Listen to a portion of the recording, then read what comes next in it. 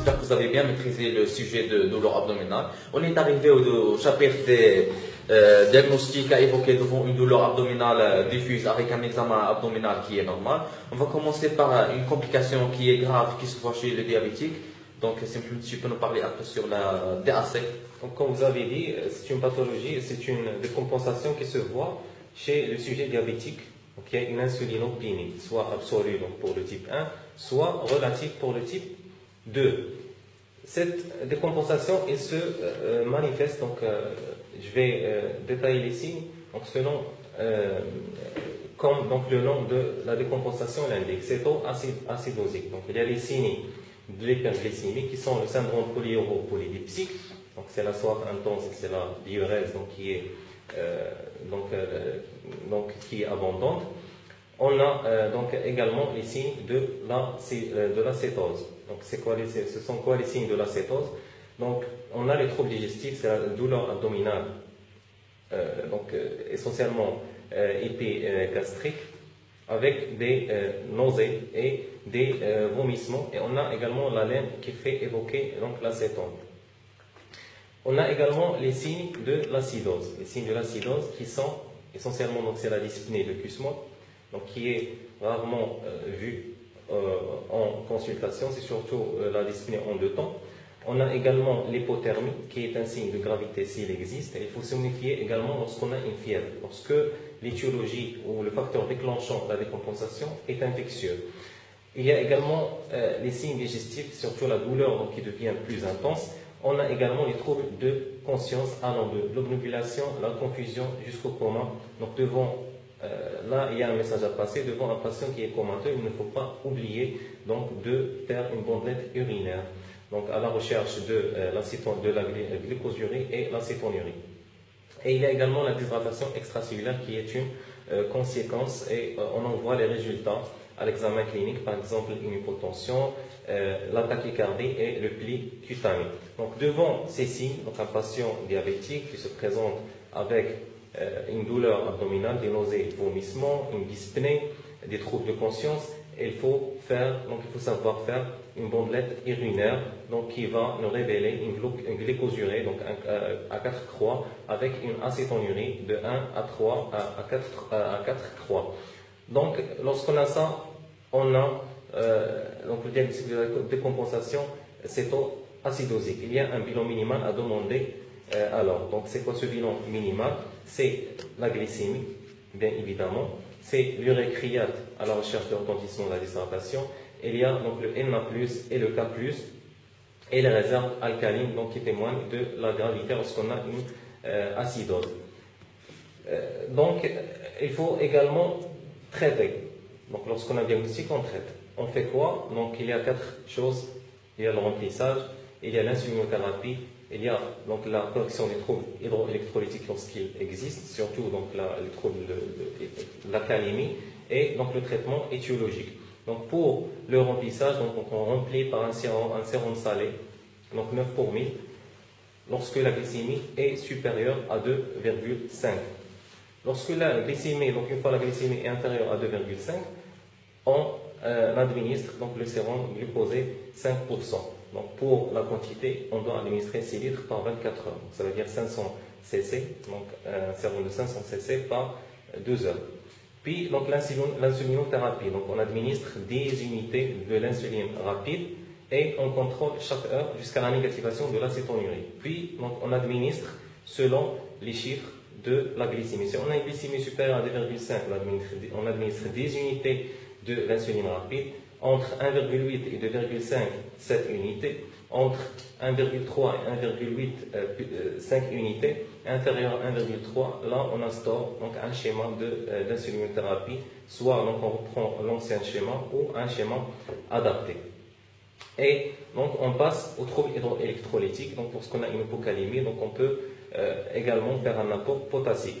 Et il ne faut pas oublier de traiter l'étiologie. Donc les facteurs qui entraînent la décompensation sont donc rassemblés dans le mot acidite. A pour donc l'arrêt de l'insuline, C c'est pour la corticothérapie, I c'est pour l'infection, D la diète, donc ce qui veut dire un régime inadapté, T pour la thyrotoxicose, I pour l'IDM, et donc le E pour le E pour la femme enceinte, et S pour stress. Et donc, il ne faut jamais oublier de demander également un ECG devant la DCA, donc parce que ça peut simuler donc, une ITM, ou on peut avoir donc l'IDM qui a causé donc la DCA. Donc, on peut enchaîner avec l'incision cérébrale qui est une autre cause de douleur abdominale qui est généralement souvent qui passe inaperçue dans les urgences. Donc, on sait très bien que l'insuffisance surrénalienne aiguë, donc la plupart des médecins ne pensent pas à ce diagnostic. Donc, généralement, le patient vient pour une douleur abdominale.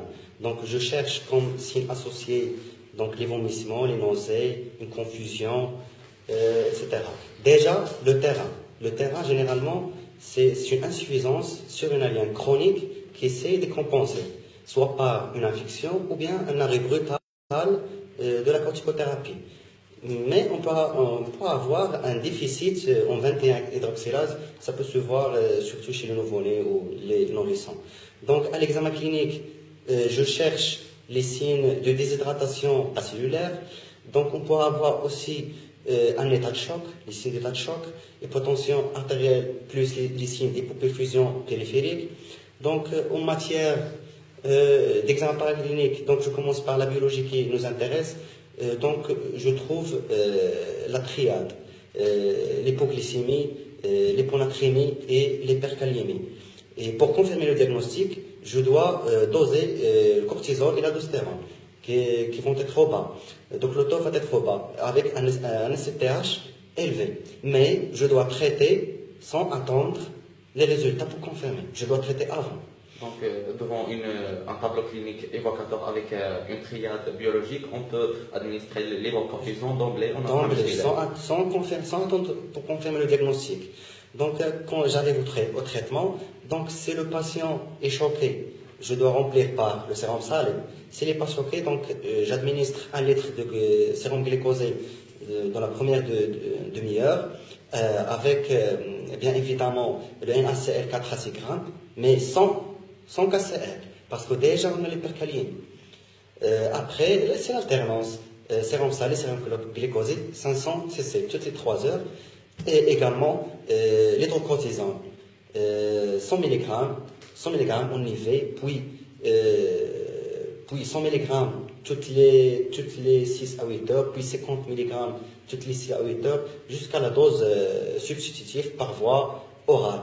Mais le plus important, c'est qu'il faut chercher le facteur déclenchant et le traiter, bien entendu. Le plus souvent, c'est une infection ou bien l'arrêt brutal d'une corticothérapie au long cours. Okay, merci. Donc je vais parler un peu sur la gastro-entérite. C'est une inflammation de l'estomac et de l'intestin grêle. Elle va se manifester par des vomissements et des diarrhées. Donc le traitement ici il est symptomatique, surtout lutte contre les vomissements.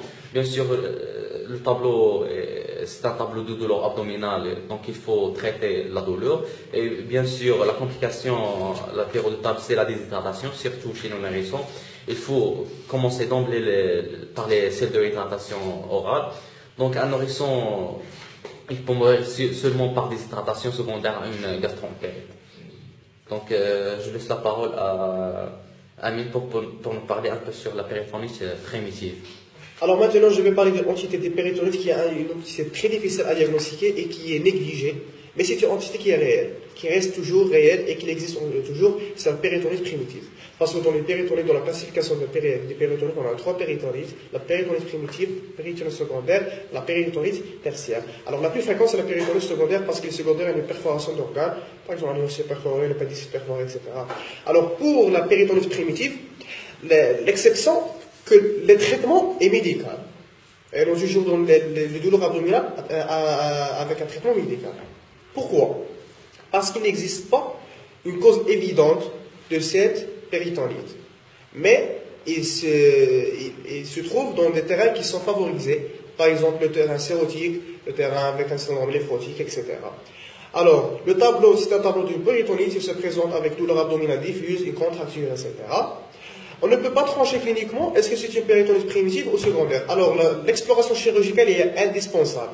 Mais, je dis que l'exploration chirurgicale est indispensable, c'est pas que le traitement chirurgical, non. C'est parce qu'on doit savoir est-ce que c'est une péritonite primitive ou secondaire. Alors, après l'exploration, alors, la cavité péritonienne, elle est tout à fait normale. Il n'existe aucune perforation, il n'y a pas une cause évidente, il n'y a pas un abcès, il n'y a pas n'importe quelle chose. Alors, l'exploration chirurgicale, il va s'intéresser pour faire des prélèvements. Et le prélèvement microbiologique, alors, il se termine souvent par trouver un seul germe qui est responsable. Et parmi les germes qui sont responsables, ils sont les BGM, les staphylocoques et les streptocoques. Alors ici, le traitement doit s'adapter médicalement. C'est pour ça qu'on dit que le traitement ici est médical. C'est pas que, même que l'exploration chirurgicale est indispensable, mais le traitement, ça reste un traitement médical. Mais l'exploration chirurgicale, elle est indispensable pour un visée étiologique et pour confirmer la péritonite primitive. Et parmi les causes, par exemple, chez un enfant qui a syndrome néphrotique, qui a un perte des immunoglobulines, alors ici, le traitement, ça va intéresser l'administration des immunoglobulines.